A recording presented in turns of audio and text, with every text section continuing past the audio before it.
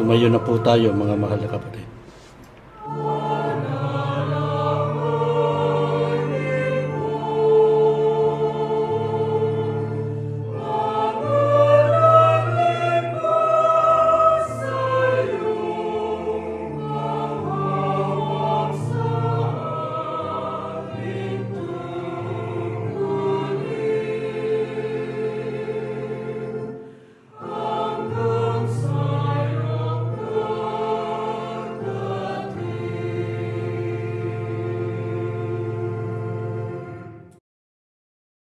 Ama namin Diyos, salamat po ng napakarami, Ama.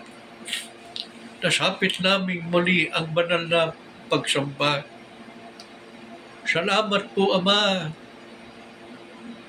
Patuloy mong ibinibiyaya sa amin ang ganitong mga sandali ng aming buhay.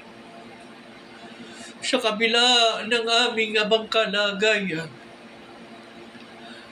patuloy na naitataguyod namin ang pinakamahalagang tungkulin namin sa iyo, na ikaw ay aming sambahin habang kami ay nabubuhay. Salamat, Ama, sa pag-iingat mo sa amin araw-araw. Salamat po sa pagliligtas mo sa amin mula sa maraming kapahamakang nagaganap sa mundong ito. Salamat po sa kabila ng maraming mga pagsubok, nakapagpapatuloy kami sa paglilingkod sa iyo.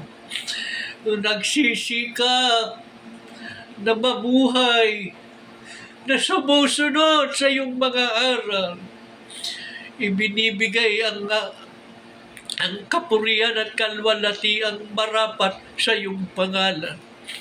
Salamat, Ama, sa ganitong mga pagsamba na lagi ka naming nakakapiling sa pamamagitan ng iyong Espiritu na nagbibigay sa amin ng lakas at umaaliw sa aming pusong nanunumbay.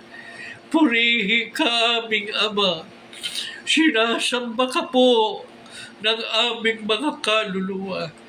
Pakitanggapin mo kaming lahat. Tanggapin mo, Ama, ang aming mga pagsamba.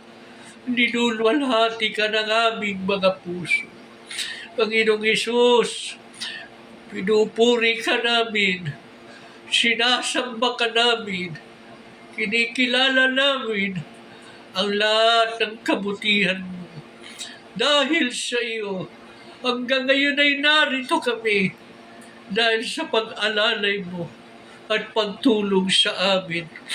Nakapagpapatuloy kami matatag sa pananampalataya sapagkat Panginoong Hesus, ikaw ang lagi na'y umaagapay sa amin. Purihin ka, Panginoong Hesus. Sinasamba ka po ng aming mga puso. Muli mo kaming ipamagitan sa Ama at patuloy mong ipagkaloob sa amin ang pagpapalang espiritual na nakalaan para sa amin. Ama, pamalagi kaming matibay na nakaugnay sa diwa't layunin ng pagsusugo mo po sa mga huling araw. Tulungan mo po kaming lahat sa pagtanggap namin ng iyong mga salita na itinuro ng sugo at ng kapatid na Eranio Manalo noong sila'y nabubuhay pa. Maawa ka po. Patuloy na maging sabik kami sa pagtanggap at patuloy namin itong isakatuparan sa lahat ng sandali ng aming buhay. Magalang po namin hinihiling ang lahat sa pangalan po ng aming Panginoong Jesucristo. Amen.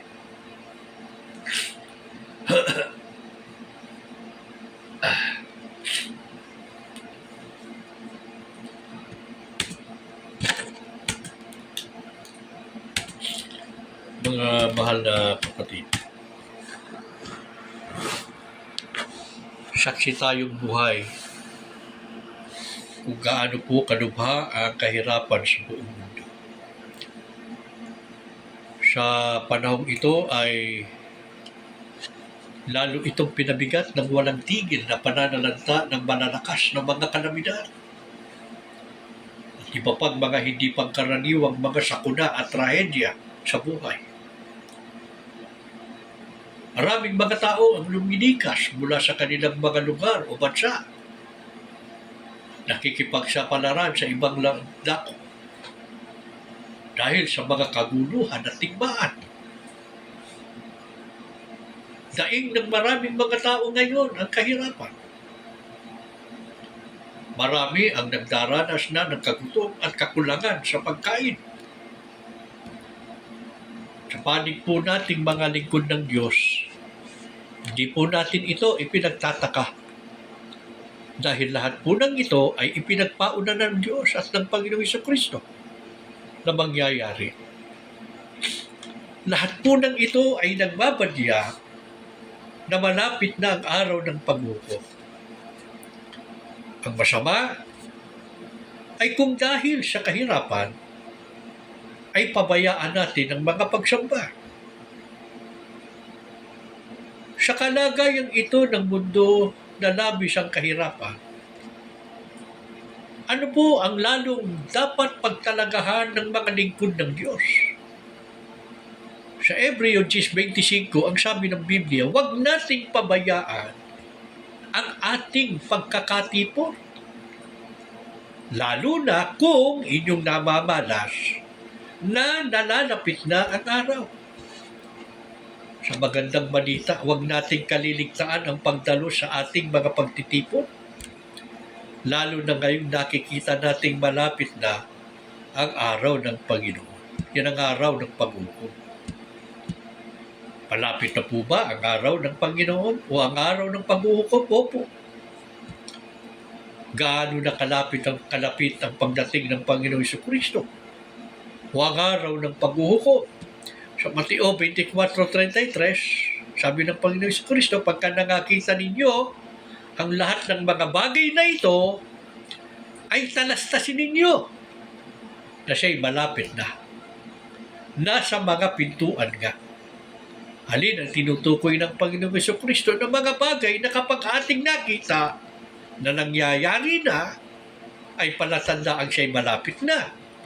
Sa Mateo 24:6-8, sabi ng Panginoong Jesucristo, mga kakarinig kayo ng mga digmaan at mga aligaw-ngaw ng mga digmaan. Magsisitindig ang bansa laban sa bansa at ang kaharian laban sa kaharian. Alin po ang katuparan nito? So marami na nating pag-aaral, mga kapatid.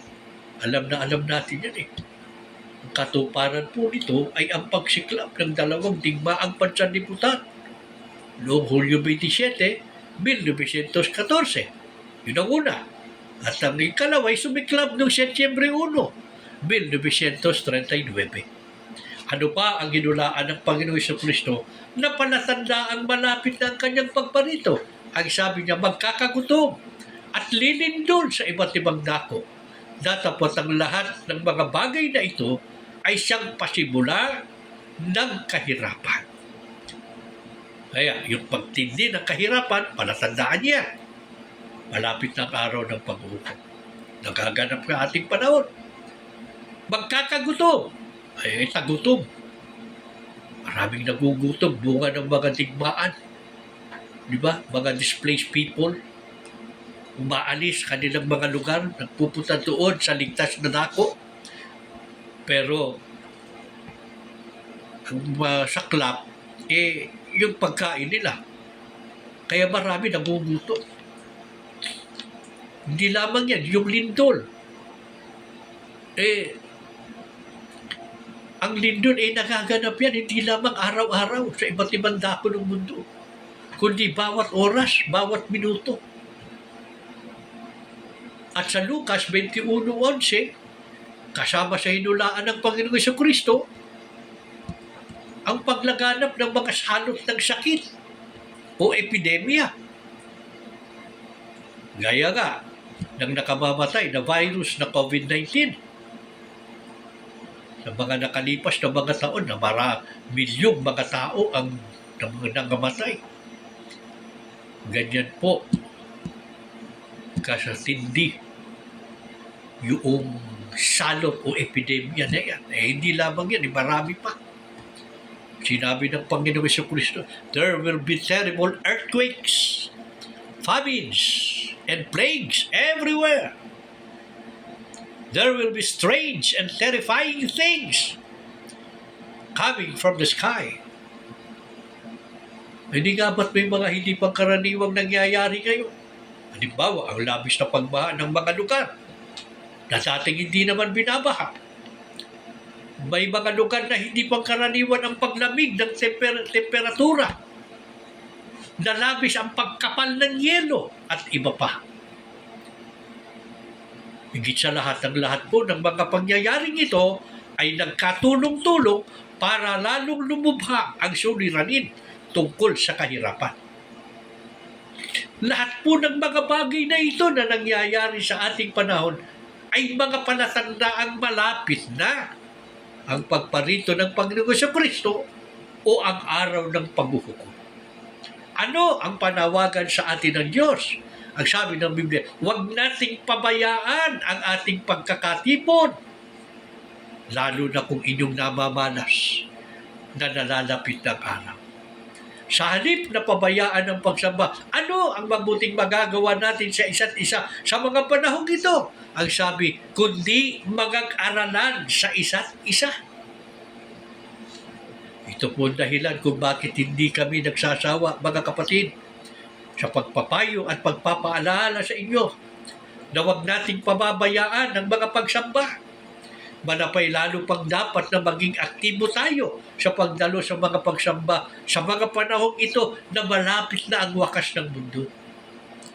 Bakit po dapat tayong manatiling aktibo at matatag sa pagdalo sa mga pagsamba ngayong nalalapit na ang wakas, sapagkat ito po ang katunayan ng ating pagtitiwala sa Diyos. Ano man ang nangyayari sa mundo, lalo na sa panahong ito, ng maraming panganib at matinding kahirapan. Sino po ang mabuting halimbawa na lingkod ng Diyos na sa gitna ng maraming panganib at kahirapan sa buhay, idagdag pa yung pag-uusig sa Kanya. Ang hinanap niya ay ang pagsamba. Si David na naging hari sa Israel. Pero bago pa man siya lumuklok sa pagiging hari, ay hindi kakaunti ang dinanas niyang pag-uusig. Na dahil dito ay labis na naghirap. Maraming sinuog na mga panganib mula sa mga kaaway. Subalit sa lahat po ng ito, ano po ang kanyang ginawang lunas? Ang sabi niya, kahit isang hukbo ang sa akin pumalibot, hindi pa rin ako sa kanila matatakot. Salakayin man ako ng mga kaaway, magtitiwala pa rin ako sa may kapal. Paano niya pinatunayan ang kanyang pagtitiwala sa Diyos? Ang sabi niya, isang bagay lang ang aking hiniling.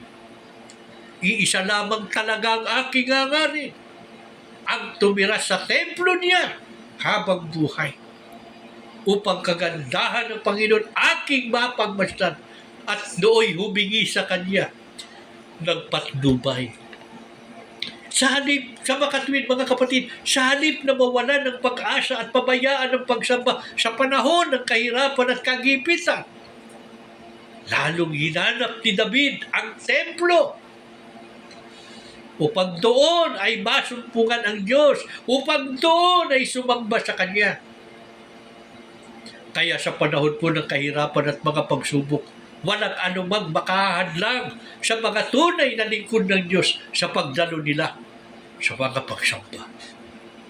Ano po ang pananalig ng mga tunay na lingkod ng Diyos na gagawin ng Diyos sa kanila sa panahon ng kaguluhan at mga panganib kapag hindi nila pinababayaan ang pagsamba? Sabi ni David sa awit 27:5, talatang 5, ako'y iingatan, itatago niya ako kapag may kaguluhan. Mababahala ba ang mga lingkod ng Diyos na laging sumasamba sa Kanya kahit pa lumuba ang kahirapan at kagutom? Sa Hebreo 3:17, Habakuk 3:17 hanggang 19, sabi ng propeta Habakuk, bagamat di namubunga ang mga puno at walang anihin sa mga bukirin, Kahit na mamatay lahat ang mga tupa at mawala ang mga baka sa kulungan. Ibig sabihin, yan yung mga ikinabubuhay ng tao eh. Baka sa panahon natin, hanap buhay mo, negosyo, ano ba yan, bakahan, merong poultry, di ba? May piggery. Yan yung mga pinagkukunan ng ikinabubuhay ng mga tao kahit sa ngayon. Pero ano man ang mangyari, mawala man lahat ng yan, matigil man lahat ng yan, malugi. Oh. Pero ano ang damdamin ng mga tunay na lingkod ng Diyos? Ang sabi po, magagalak pa rin ako at magsasaya. Dahil ang Panginoon ng Diyos na magliligtas sa akin. Opo, bilang tao kung minsan inaabot din ng paghihina. Subalit ang sabi ni Habakuk, ang Panginoon ang sa akin nagpapalakas. Tulad ng usa, tiyak ang aking mga hakbang. Inaalalayan niya ako sa mga kabundukan. Mga kapatid, hindi makaranasan po natin ito. Sa maraming pagkakataon, lalo na sa mga panahong ito, mula nang tayo'y manindigan sa katwiran. Hindi kakaunti ang mga dinanas nating mga pag-uusig at mga kaapihan. Mahigpit ang pag-uusig sa atin. Malungkot ang buhay ng marami sa atin. Pero, pinabayaan ba tayo ng Diyos? Ang marami iniwan ang sariling kapakanan. Lumipat ng lugar para magtago at maging mapayapa. Maging ligtas mula sa mga banta sa buhay natin, bunga ng matinding pag-uusig sa atin. Pero hindi natin itinigil ang pagsamba. Di man tayo makapasok ng kapilya. May pinagkaloob sa atin ng Diyos ang paraan. Sa tulong ng teknolohiya, nagagawa nating magtipon. Nagagawa natin ang online na pagsamba.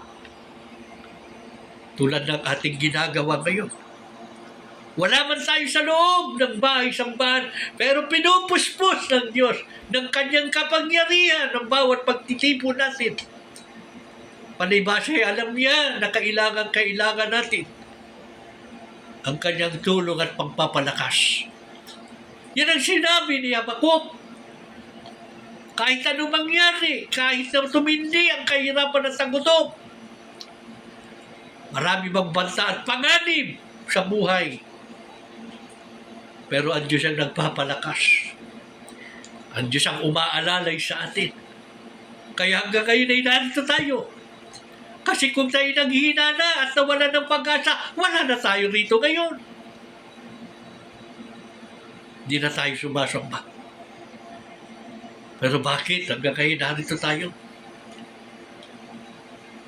Bawat araw at oras ng pagsamba natin, nagkikita-kita tayo sa pamamagitan nitong teknolohiya. Na pag-iisa natin ang ating mga sarili, ang ating puso at damdamin, nagsasagawa tayo ng mga pananalangin, ng mga awit ng pagpupuri sa Diyos.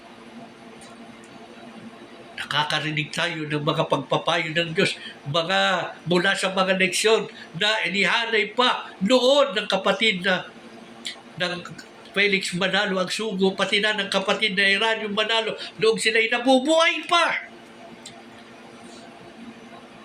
Yun ang ating tinatanggap.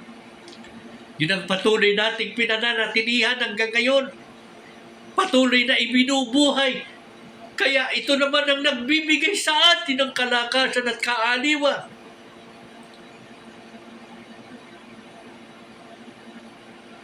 Sabi nga nila, mga kapatid, kawawa tayo. Wala na raw tayong Diyos. Hindi nila alam na sa panahong ito, lalo tayong binatmat ng Diyos ng kanyang mga patotoo. Lalo nating napatunayan ang kapangyarihan ng Diyos sa buhay natin. Kapagkat hindi na tayo pinabayaan.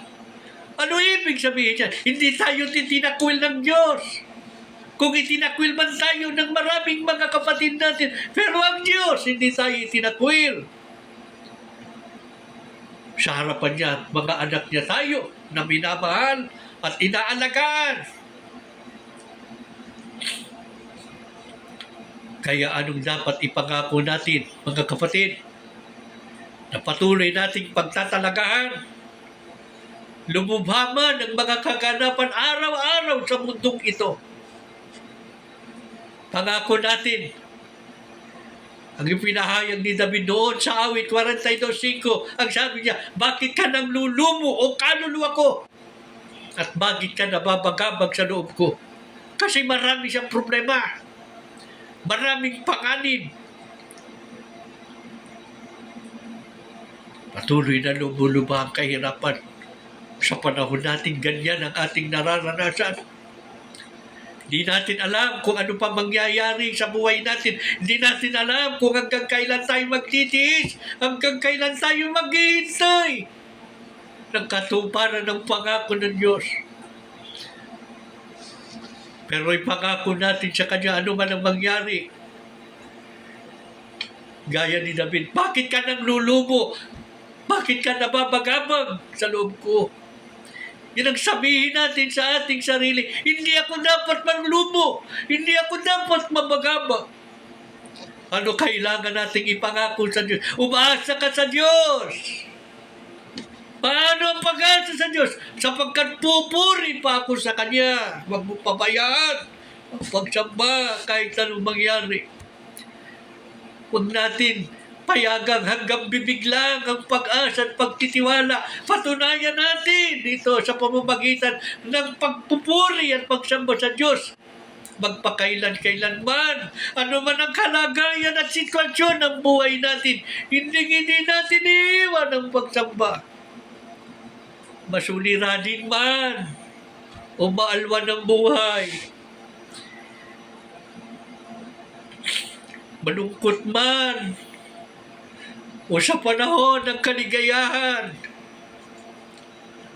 ano man ang kalagayan ng buhay natin, pangako natin, di natin pamabayaan ang pagsamba. Totoo, bakit natin pababayaan ang pagsambay samantalang sa pagsamba natin nararanasan ang pagkukup-kup ng Diyos, ang biyaya ng Kanyang kapangyarihan na siyang isinusugo niya sa bawat pagsamba. Nagpapalakas at umaaliw sa atin, nagturugtong ng ating pag-asa na kung minsan ay nawawala. Bunga ng ating mga nararanasan. Kaya maawa siya ng Ama na patuloy niya tayong alalayan at tulungan para anuman ang mangyari, ang buhay natin ay patuloy nating maipaglingkod sa Kanya na kailanman ay hindi natin iiwan ang pagsamba sa Kanya. Tumayo kayo mga kapatid na tayong mananalangin. Ama na aming Diyos, maraming salamat po. Di mo kami iniwan. Di mo kami pinabayaan. Kung ano ang aming inaasahan sa pagsamba, siyang idinudulot mo sa amin. Binibiyaya mo sa amin ang kalakasan aming kailangan sa pamamagitan ng iyong Espiritu at ng mga salita mo na aming tinatanggap. Umaaliw ng aming pusong nalulumbay. Salamat, Ama, hindi mo kami binibigo. Palibasa'y nalalaman mo, ito na lang ang natitirang pag-asa namin para kami makapagpatuloy sa paglilingkod sa iyo. Wala kaming ibang inaasahan. Itinakwil na kami ng maraming mga kapatid. Ang iba'y mga mahal namin sa buhay. Nasanay na kami sa buhay na halos Wala na kaming ibang inaasahan kundi ikaw. Ama, maawa ka ngayon. Muli mong basbasan kaming magkakapatid. Muli mo kaming palakasin. Huwag mo kaming bibitiwan. Hawakan mo kaming mahigpit. Ang buhay namin ay handog na sa iyo. Mangyari na ang mangyari. Dumating sa mundong ito. Pero Ama, hindi kami titigil sa paglilingkod sa iyo. Hindi namin pababayaan ang pagsamba. Paglilingkuran ka namin habang kami nabubuhay. Kahit kami gumapang, kahit kami mahirapan, hindi namin ititigil ang pagsamba. Huwag mo lamang kaming iiwan. Huwag mo kaming bibitiwan. Panatilihin mo sa amin ang iyong pagkukupkup, ang paglingap at pangangalaga mo sa amin. Tulungan mo kaming itaguyod hanggang wakas. Matamo namin ang buhay na walang hanggan. Panginoong Yesus, ipamagitan mo kami sa Ama. Patuloy mo kaming alalayan at palakasin. Ang mga may sakit, pagalingin mo sila. Kung merong nasa paggamutan, ibangon mo sa banig ng karamdaman. Pagkalupos sa kanilang buhay at lakas. Lalo na po sa kapatid na Teddy. Panginoon, ang mga nanginginay palakasin mo. Mga nalulungkot aliwin mo. Lalo na ang mga nagtatago pa hanggang ngayon. Higit sa lahat ang pamilya ng kapatid na Eranio Manalo, ang mga nasa kulungan. Huwag mo silang pababayaan. Maawa ka po. Tulungan mong dumating na ang araw ng kanilang paglaya. Ama, lubos ang aming pagtitiwala. Minsan pa'y narinig mo ang aming mga panalangin at muli mong pinagpala ang bawat isa sa amin. Magpapatuloy kami sa paglilingkod sa iyo. Buong tiyaga naming hihintayin ang araw na muli mong isasaayos ang lahat ng bagay sa iglesia.